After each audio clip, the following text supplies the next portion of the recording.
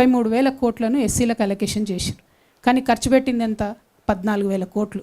అంటే ఒకటే ఒక సంవత్సరంలో 19,000 కోట్లు ఎస్సీలకు ఎగ్గొట్టినటువంటి ప్రభుత్వం కాంగ్రెస్ ప్రభుత్వం. రేపటి నాడు మా ప్రభుత్వంలో అట్లా జరగదు. ఖచ్చితంగా అది దళితులకే ఖర్చు అవుతుంది. ఈ 19,000 కోట్లు ఎగ్గొట్టిన దాంట్లో ఈ దళిత బిడ్డలకు ఉన్న ఫీ రియంబర్స్మెంట్ కవర్ చేయొచ్చు, వారి ఆంటర్ప్రినర్షిప్ కవర్ చేయొచ్చు, వారికి కావాల్సిన వెల్ఫేర్ కవర్ చేయొచ్చు, అనేకమైన చోట్ల రోడ్లు వేయచ్చు. కానీ అవేం చూడట్లే. 19,000 కోట్లు దళితులకు ఎగ్గొట్టారు. ఎస్టీ సబ్ ప్లాన్లో కూడా 9,000 కోట్లు ఎగ్గొట్టారు. Allocated 17,000 crores, spent only about 8 or 9,000 crores. 9,000 కోట్లు వీళ్ళకు కూడా ఎగ్గొట్టారు. అట్లానే బీసీలకు ఏం చెప్పిండ్రు? ప్రతి సంవత్సరం 20,000 కోట్లు ఇస్తామని చెప్పారు. ఈ 3 ఏళ్లలో కలిపి అలొకేషన్స్ పక్కన పెడితే ఖర్చు పెట్టింది మాత్రం 5,000 కోట్లు. అంటే 56% ఉన్నారని చెప్తున్న బీసీలకు కేవలం ఖర్చు పెట్టింది 5,000 కోట్లు. అందులో మళ్ళీ మన దగ్గర ఒక 50-60 ఫెడరేషన్లు కార్పొరేషన్లు ఉన్నాయి, ఎంబీసీలకు కార్పొరేషన్లు ఉన్నాయి, అనేక కులాలకు కార్పొరేషన్లు ఉన్నాయి. ఒక్కటంటే ఒక్క రూపాయి కూడా ఇవ్వలేదండి. ఎంబీసీ కార్పొరేషన్కి ఒక రూపాయి ఇవ్వలే, ఎవరికి ఒక రూపాయి ఇవ్వలే. మొత్తం లిస్ట్ ఉంది, తర్వాత మీకు సర్క్యులేట్ చేయమని చెప్తాను నేను. ఒక్క రూపాయి కూడా ఇవ్వలే. అంటే అలొకేటెడ్ ఫండ్స్, హక్కుభుక్తంగా వచ్చినటువంటి డబ్బుల్ని కూడా ఖర్చు చేయకపోవడం. ఇక మైనారిటీస్కి ఏం చెప్పిండ్రు? बहुत बातें बोले माइनॉरिटीज़ को, 400 करोड़ देते बोल के बोले. एलोकेशन हर साल 400 करोड़ करे, खर्च बिल्कुल नहीं करे. वक्फ के ज़मीनों को जुडिशल स्टेटस देते बोल के रेवंत रेड्डी साहब भी बोले. मैं पिछली सरकार की बात नहीं कर रही हूँ, अब की जो सरकार है इनके जो वायदे हैं, हम कुछ आसमान नहीं पूछ रहे, फलक देने के लिए नहीं पूछ रहे.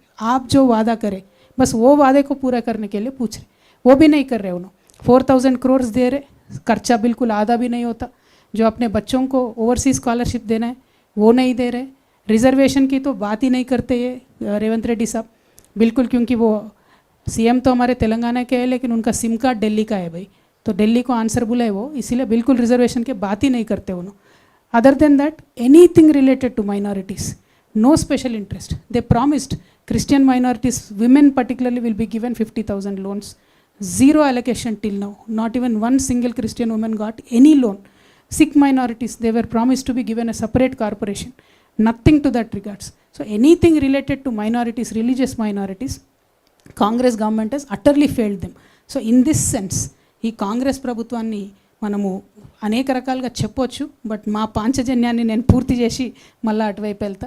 సో అల్టిమేట్గా మేము అనుకునేటటువంటి పాంచజన్యం అనేటటువంటి కార్యక్రమంతో సర్వోదయ తెలంగాణ సాధిస్తామనే విశ్వాసం మాకున్నది. మా ఆడబిడ్డల్ని, మా రైతన్నల్ని, మా యువ మిత్రుల్ని, మా జెన్జీ వారియర్స్ని, ప్రతి ఒక్కరిని నేను రిక్వెస్ట్ చేస్తూ ఉన్నా. తెలంగాణ రక్షణ సేన వచ్చిందే తెలంగాణ ప్రజల ఆకాంక్షలను రక్షించడం కోసం.